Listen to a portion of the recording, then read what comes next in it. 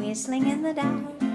I see the lights all over town, and I keep walking up and down while I am whistling in the dark. Oh. If I took 3 steps across the kitchen, I could kiss her cute, smirky face.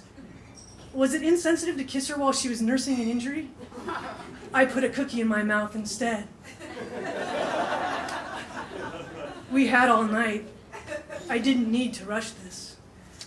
At nightfall, the train pulls into Hyderabad and half the passengers disembark.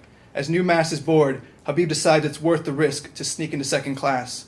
He finds a higher rail car, slips past the conductor, climbs into an upper sleeping berth.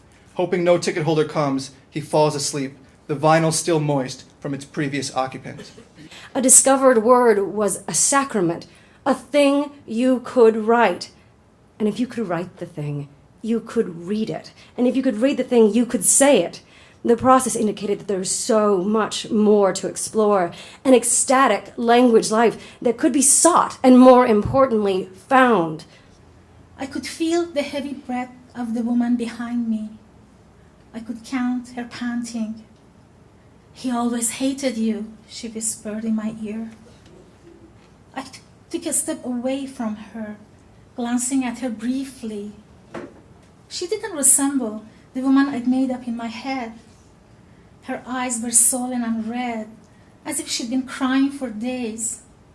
She wasn't even pretty, I thought. It's one of those nights, the kind that's dropped you in the driver's seat of your grandma's station wagon, reeling down a highway you've never heard of, towards a town you didn't know existed, to meet someone you've never met. The kind of night that has you popping pills and chasing them with Jim Beam to keep you from thinking too much, because if you thought too much, you'd turn around, drive home, forget the whole thing. But it's not that kind of night.